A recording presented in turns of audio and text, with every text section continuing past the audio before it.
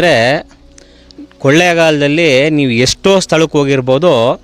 ನಮ್ಮ ಸುತ್ತಲೂ ಮುತ್ತಲೇ ನಮಗೆ ಗೊತ್ತಿಲ್ಲದೆ ಅಂತ ಎಷ್ಟೋ ಪವಾಡ ನಡೆಯುವಂಥ ಒಂದು ಸ್ಥಳ ಇರುತ್ತೆ.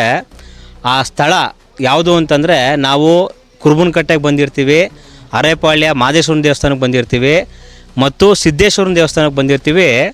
ಆದರೆ ನಾವೀಗ ಬಂದಿರೋ ಅಂಥ ಸ್ಥಳ ಜಲಗಂಟ ಮುನೇಶ್ವರ ಸನ್ನಿಧಿ ಅಂತ. ಇದು ಹಿಂಗೆ ನಮ್ಮ ಸಿದ್ದಪ್ಪಾಜಿ ಇರ್ಬೋದು, ರಾಚಪ್ಪಾಜಿ ಇರ್ಬೋದು, ಮತ್ತು ಇನ್ನು ಹಲವಾರು ಪವಾಡ ಪುರುಷರು ಇರ್ಬೋದು. ಅದೇ ಥರ ಇವರು ಒಬ್ಬ ಪವಾಡ ಪುರುಷರು ಇಲ್ಲಿ ಮುಖ್ಯವಾಗಿ ಕೌಡೆ ಶಾಸ್ತ್ರವನ್ನು ಹೇಳ್ತಾರೆ. ಅದು ಯಾವ ರೀತಿ ಇರುತ್ತೆ ಏನು ಅನ್ನೋದನ್ನು ಮತ್ತು ಆ ದೇವಸ್ಥಾನ ಎಲ್ಲಿ ಬರುತ್ತೆ ಅದನ್ನು ನಿಮ್ಗೆ ತಿಳಿಸ್ಕೊಡ್ತೀನಿ ಸ್ನೇಹಿತರೆ.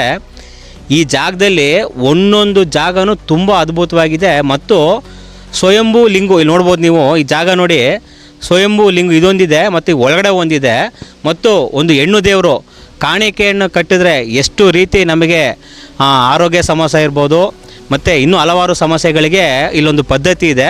ಕೌಡೆ ಶಾಸ್ತ್ರವನ್ನು ಹೇಳ್ತಾರೆ ಮತ್ತು ಇಲ್ಲಿ ಕಾಣಿಕೆಯನ್ನು ಕಟ್ತಾರೆ. ಅದು ಏನು ಅಂತ ನಿಮಗೆ ಮುಂದೆ ತೋರಿಸ್ಕೊಡ್ತೀನಿ. ಈ ಮಹಾಲಕ್ಷ್ಮಿ ತಾಯಿಯ ವಿಗ್ರಹ ನಮ್ಮ ಶಿವನಸಮುದ್ರ ನದಿಯಲ್ಲಿ ಸಿಕ್ಕಂಥ ವಿಗ್ರಹ.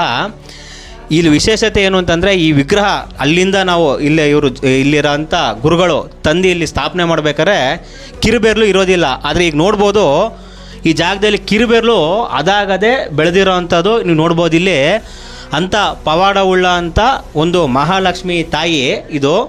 ಮತ್ತು ಈ ತಾಯಿ ಏನು ತುಂಬ ವಿಶೇಷ ಅಂದರೆ, ಯಾರಿಗೆ ತುಂಬ ಹಣಕಾಸು ತೊಂದರೆ ಇರುತ್ತೋ ಅವಳು ಕೌಡೆ ಮುಖಾಂತರ ಹೇಳಿ ಅದಕ್ಕೆ ಏನು ಪರಿಹಾರ ಅನ್ನೋದು ಈ ತಾಯಿಯ ಮುಖಾಂತರನೇ ಅವರು ತಿಳಿಸ್ಕೊಡ್ತಾರೆ. ಇದು ನಮ್ಮ ಶಿವನಸಮುದ್ರದಲ್ಲಿ ನದಿಯಲ್ಲಿ ಸಿಕ್ಕಂಥ ಮಹಾಲಕ್ಷ್ಮಿ ತಾಯಿ. ನೋಡಿ ಸ್ನೇಹಿತರೆ, ನಾವು ಮಹಾಲಕ್ಷ್ಮಿ ಸನ್ನಿಧಿ ಪಕ್ಕದಲ್ಲಿ ಬಂದರೆ ಇದೇ ಜಲಗಂಟ ಮುನೇಶ್ವರ ಸ್ವಾಮಿ ಅಂತ ಅನ್ನೋದು ಅವರ ಏನೋ ಹೆಸರಿಟ್ಕೊಂಡಿದ್ರು ಅದೇ ಲಿಂಗವನ್ನು ನಾವು ಈಗ ನೋಡ್ತಾ ಇದ್ದೀವಿ. ಇದು ಅಷ್ಟೇ ನೋಡಿ, ಈ ಜಾಗದಲ್ಲಿ ನೋಡ್ಬೋದು ಆ ಮಹಾಲಕ್ಷ್ಮಿ ಅಂಶದಲ್ಲಿ ಶಾಸ್ತ್ರವನ್ನು ಹೇಳ್ತಾರೆ. ಆದರೆ ಅದು ಶಾಸ್ತ್ರ ಹೇಳುವಂಥ ಕೌಡೆನ ಇಲ್ಲಿ ನೋಡ್ಬೋದು ನೀವು. ಕೆಳಗಡೆ ನೋಡಿ ಕೌಡೆಯನ್ನು ಇಟ್ಕೊಂಡಿದ್ದಾರೆ. ಅದೇ ಕೌಡೆಯಲ್ಲಿ ಅವರು ಶಾಸ್ತ್ರವನ್ನು ಹೇಳ್ತಾರೆ. ಏನಪ್ಪ ಇವರು ಕೌಡೆಯನ್ನು ಹೇಳ್ತಾ ಇದ್ದಾರೆ, ದುಡ್ಡೆಷ್ಟು ಕೇಳ್ತಾರೋ ಏನೋ ಅನ್ನೋದು ನಿಮ್ಮ ಮನಸ್ಸಲ್ಲಿ ಯಾರಿಗೊಬ್ರಿಗೂ ಬರ್ಬೋದು. ಆದರೆ ಇವರು ನಮ್ಮ ಮನಸ್ಸೇ ಇಚ್ಛೆ ಎಷ್ಟು ಮಾಡೋದು, 1 ರೂಪಾಯಿ ಮಾಡೋಗಿದ್ರು, 5 ರೂಪಾಯಿ ಮಾಡೋಗಿದ್ರು, 10 ರೂಪಾಯಿ ಮಾಡೋಗಿದ್ರು ಅದನ್ನು ಸ್ವೀಕರಿಸಿ ದೇವರ ಕಾಣಿಕೆ ಮತ್ತು ಏನಿದೆಯೋ ಅದಕ್ಕೆ ಉಪಯೋಗಿಸ್ಕೋತಾರೆ. ಯಾವುದೇ ರೀತಿ ನಮ್ಗೆ ಅಷ್ಟು ಬೇಕು ಇಷ್ಟು ಬೇಕು ಅಂತ ಹಣ ಕೇಳೋದೇ ಇಲ್ಲ. ಈ ಕೌಡೆ ಶಾಸ್ತ್ರ ಕೇಳೋಕ್ಕೆ ಅಂತಲೇ ಶುಕ್ರವಾರ ಮತ್ತು ಸೋಮವಾರ ಭಾಳಷ್ಟು ಜನ ಬರ್ತಾರೆ. ಆಗ ವಿಡಿಯೋ ಮಾಡೋದಕ್ಕೆ ನಮ್ಗೆ ಆಗೋಲ್ಲ ಅಂತ ನಾವು ಈ ಜಾಗಕ್ಕೆ ಬಂದಿದ್ದೀವಿ. ಮತ್ತು ಮುಂದ್ಗಡೆ ಇನ್ನೊಂದು ಕೊಳದಲ್ಲಿ ಸಿಕ್ಕಿರುವಂಥ ಒಂದು ತಾಯಿ ವಿಗ್ರಹ ಇದೆ, ಅದನ್ನು ನಿಮ್ಮ ಸಹ ತೋರಿಸ್ಕೊಡ್ತೀನಿ. ನೋಡಿ ಸ್ನೇಹಿತರೆ, ಈಗ ನಾವು 4ನೇದಾಗಿ ಬಂದಿರೋಂಥ ಇದು ಒಂದು ಕೊಳದಲ್ಲಿ ಸಿಕ್ಕಂಥ ವೀರಮಾತೆ ಅಂದರೆ ಸತ್ಯದೇವತೆ ಅನ್ನೋದು. ಇದು ಮೊದಲು ಸಿಕ್ಕಿದಾಗ ಬದಿಯಲ್ಲಿ ಇತ್ತಂತೆ. ಅವರು ನದಿಯಿಂದ ಮೇಲೆ ಬಂದು ಅದನ್ನು ಕಲ್ಲನ್ನು ತಿರುವು ಹಾಕಿದಾಗ ದೇವಿಯ ಸಂಪೂರ್ಣ ನೋಡ್ಬೋದು ನೀವೀಗ. ಅಂದರೆ ಅವರು ಮುಖ ಇರ್ಬೋದು ಮತ್ತು ಇದಿರ್ಬೋದು, ಕಣ್ಣಿರ್ಬೋದು, ಅದು ಪ್ರಕೃತಿ ದಟ್ಟವಾಗಿ ಇತ್ತಂತೆ. ಅದನ್ನು ತಗೊಬಂದು ಸ್ಥಾಪನೆ ಮಾಡಿದಾಗ ಹಾಗೆ ನೀವು ಸ್ವಲ್ಪ ಮೇಲ್ಗಡೆಯಲ್ಲಿ ನೋಡ್ಬೋದು, ಸಾವಿರಾರು ಗಟ್ಟಲೆ ಇದನ್ನು ನಾಣ್ಯವನ್ನು ಕಟ್ಟಿದ್ದಾರೆ ನೋಡ್ಬೋದು ಇಲ್ಲಿ ನೀವು. ಮತ್ತು ಬಳೆಯನ್ನು ಸಹ ಇಲ್ಲಿ ಹಾಕಿದ್ದಾರೆ. ನಿಮಗೆ ಕೆಲಸ ಸಂಪೂರ್ಣವಾಗಿ ಸಕ್ಸಸ್ ಆದರೆ ಮಾತ್ರನೇ ಇಲ್ಲಿ ಕಾಣಿಕೆಯನ್ನು ಕಟ್ಟಿಸ್ತಾರೆ. ಅಲ್ಲಿ ಗಂಟ ಯಾರೂ ಕಾಣಿಕೆಯನ್ನು ಕಟ್ಟಿಸೋದಿಲ್ಲ. ಮತ್ತು ನಿಮಗೆ ನಿಮ್ಮ ನಡ್ಕೊಂಡಿರೋ ಅಂಥ ನೀವು ಏನು ಅಂದ್ಕೊಂಡಿದ್ದೀರೋ ಅದು ನಿಮಗೆ ಸಕ್ಸಸ್ ಆಗಿದೆ ಅಂದರೆ ಮಾತ್ರನೇ ಇಲ್ಲಿ ಬಂದು ಕಾಣಿಕೆಯನ್ನು ಕಟ್ಟೋವಂಥದ್ದು. ಕೇವಲ 1 ರೂಪಾಯಿನ ನೋಡ್ಬೋದು, ಎಷ್ಟು ಸಾವಿರಾರು ಗಟ್ಟಲೆ ಇದನ್ನು ಕಾಣಿಕೆಗಳನ್ನ ಇಲ್ಲೆಲ್ಲ ಕಟ್ಟಿದ್ದಾರೆ. ಅದು ವೀರಮಾತೆ ಅದು ಇಲ್ಲಿಯ ಇವರು ತಿಳಿಸ್ಕೊಳ್ಳೋ ಅಂಥ ಈ ದೇವಿಯ ಹೆಸರು ಅದು. ಈಗ ಕೌಡೆ ಶಾಸ್ತ್ರಿ ಯಾವ ರೀತಿ ಹೇಳ್ತಾರೆ ಏನು ಅನ್ನೋದನ್ನು ಮುಂದೆ ನೋಡೋಣ. ನೋಡಿ ಸ್ನೇಹಿತರೆ, ಆ ಕೌಡೆ ಶಾಸ್ತ್ರವನ್ನು ನಮಗೆ ಚಂದ್ರಶೆಟ್ಟಿಯವರು ನಮ್ಮ ಗುರುಗಳಿದ್ದಾರಂತೆ, ಅವರೇ ನಿಮ್ಗೆ ಹೇಳೋದು. ಎಷ್ಟು ಬಿದ್ದರೆ ಅದು ನಿಮಗೆ ಫಲ ಕೊಡುತ್ತೆ, ಸಕ್ಸಸ್ ಆಗುತ್ತೆ ಅನ್ನೋದನ್ನು ನೀವು ತಿಳಿಸ್ಕೊಡಿ.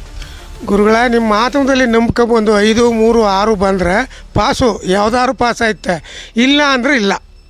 ಆ ರೀತಿ ಅಂದರೆ 5 ಮತ್ತು 3, 6 ಬಿದ್ದರೆ ಅದು ಸಕ್ಸಸ್ ಆಗುತ್ತೆ ಅಂತ. ಈಗ ನಮ್ಮ ಸ್ನೇಹಿತರೆ ಮಂಜು ಅಂತ ಒಬ್ಬರಿದ್ದಾರೆ, ಸತೀಶ್ ಅಂತಿದ್ದಾರೆ, ಅವ್ರ ಕೈಲೇ ಹಾಕ್ಸೋಣ. ಅದು ಯಾವ ರೀತಿ ಒಂದು ಪವಾಡ ಅಂತ ಅನ್ನೋದು ನಾವೇ ಕಣ್ಣಾರ ನೋಡೋಣ. ಮೊದಲು ನೋಡಿ ಸ್ನೇಹಿತರೆ, ಕೌಡೆಯನ್ನು ಯಾರು ಹಾಕ್ತಾರೋ ಮೊದಲು ಅವ್ರ ಹೆಸರನ್ನು ಹೇಳಬೇಕು, ನಂತರ ನಾವು ಕೋರಿಕೆಯನ್ನು ಕೋರಬೇಕು ಅಂತ ಅವ್ರು ಹೇಳ್ತಾ ಇದ್ದಾರೆ. ಅದು ಯಾವ ರೀತಿ ಅನ್ನೋದನ್ನು ನಾವೀಗ ಮುಂದೆ ನೋಡೋಣ. ನೋಡಿ ಸ್ನೇಹಿತರೆ, ನಮ್ಮ ಈಗ ಪುರುಷೋತ್ತಮ ಅನ್ನೋರು ದೇವ್ರ ಮೇಲೆ ಪ್ರಾರ್ಥನೆ ಮಾಡಿ ಆ ಕೌಡೆಯನ್ನು ಹಾಕ್ತಾಯಿದ್ದಾರೆ. ಇದೇ ರೀತಿ ಯಾರೇ ಬಂದರೂ ಆ ಕೌಡೆಯನ್ನು ಈ ರೀತಿ ಬಿಡ್ತಾರೆ. ನೋಡಿ ಇದು ಮೈಂಡು ಇದು ಭಗವಂತ ಕೊಟ್ಟ ಲೀಲೆ. ನಿಮ್ಮ ಹೆಸರಿಗೆ ತುಂಬ ಚೆನ್ನಾಗಿದೆ. ಐದು ಬಂದಿದೆ. ತಂದೆ ತಾಯಿಗಳಿದ್ರೆ ಅವ್ರ ಪಾದ ಸೇವೆ ಮಾಡಿ. ಎರಡನೇದಾಗಿ ನಮ್ಮ ಸತೀಶ್ ಅವ್ರು ಬಿಡ್ತಾ ಇದ್ದಾರೆ, ಏನೋ ಬೇಡ್ಕೊಂಡು ನೋಡೋಣ. ಹೆಸರಿಗೆ ಹಾಕಿ ನೋಡಿ. 4 ಯಾವಾಗಲೂ ಜನದ ಕಣ್ಣು ಮಂದಿ ಕಣ್ಣು ಅಥವಾ ಏನು ನಿಮ್ಮ ಮನ. ನೋಡಿ ಸ್ನೇಹಿತರೆ, ಈ ದೇವಸ್ಥಾನ ಬರೋದು ನಮ್ಮ ಕುರುಮಕಟ್ಟೆ ಹಿಂಭಾಗ ಅರೆಪಾಳ್ಯ ಮಾದೇಶ್ವರನ ದೇವಸ್ಥಾನ ಹೋಗೋ ರಸ್ತೆಯಲ್ಲಿ ನಾವು ಎಳಗಡೆ ತಿರುಗ್ತು ಅಂತಂದರೆ ಅಲ್ಲೇ ಬೋರ್ಡನ್ನು ಹಾಕಿರ್ತಾರೆ. ಇತ್ತಲ್ಗೆ ಹೋಗೋವಂಥ ಗ್ರಾಮದಲ್ಲಿ ಅಲ್ಲೇ ಪಕ್ಕದಲ್ಲಿ ಇರೋವಂಥ ದೇವಸ್ಥಾನ ಇದು. ಯಾರೇ ಬರಬೇಕು ಅಂತಂದಾಗ ನೀವು ಅರೆಪಾಳ್ಯ ಮಾದೇಶ್ವರನ ದೇವಸ್ಥಾನ ಹತ್ರ ಬಂದು ಇಲ್ಲಿ ಲಕ್ಷ್ಮೀ ದೇವಸ್ಥಾನ ಎಲ್ಲಿ ಅಂತಂದರೆ ಯಾರು ಬೇಕು ಅಂದರೆ ನಿಮ್ಗೆ ತಿಳಿಸ್ಕೊಡ್ತಾರೆ. ಜಲಗಂಟ ಮುನೇಶ್ವರ ಸ್ವಾಮಿ ದೇವಸ್ಥಾನ ಅಂದರೂ ಸಹ ನಿಮಗೆ ತಿಳಿಸ್ಕೊಡ್ತಾರೆ ಸ್ನೇಹಿತರೆ. ಯಾರೇ ಬಂದು ಈ ದೇವಸ್ಥಾನಕ್ಕೆ ಒಂದು ವಿಸಿಟ್ ಮಾಡಿ ನೀವು ಸಹ ಕೌಡೆ ಶಾಸ್ತ್ರವನ್ನು ಕೇಳಿ, ಮತ್ತು ನಿಮಗೆ ಏನು ಅನಿಸುತ್ತೆ ಇಲ್ಲಿ ಬಂದು ಓದೋರು ಒಂದು ಕಮೆಂಟ್ ಮಾಡಿ. ಧನ್ಯವಾದ. ಇನ್ನೊಂದು ವಿಶೇಷ ಮಾಹಿತಿ, ನೀವು ಯಾರೇ ಬರಬೇಕು ಅಂದರೂ ದಯವಿಟ್ಟು ಈ ದೇವಸ್ಥಾನಕ್ಕೆ ಸೋಮವಾರ ಮತ್ತು ಶುಕ್ರವಾರ ಆ ದಿನಗಳಲ್ಲಿ ಮಾತ್ರ ಬನ್ನಿ. ನಿಮಗೆ ಬೆಳಿಗ್ಗೆಯಿಂದನೂ ಸಂಜೆ ಗಂಟನೂ ನಿಮಗೆ ಇಲ್ಲಿ ಸ್ವಾಮಿಗಳು ಸಿಗ್ತಾರೆ. ಯಾರೇ ಬಂದು ನೀವು ಏನೇ ಕೇಳಬೇಕು ಅಂದರೂ ನೀವು ಸೋಮವಾರ ಮತ್ತು ಶುಕ್ರವಾರವನ್ನು ಮಾತ್ರ ಬನ್ನಿ.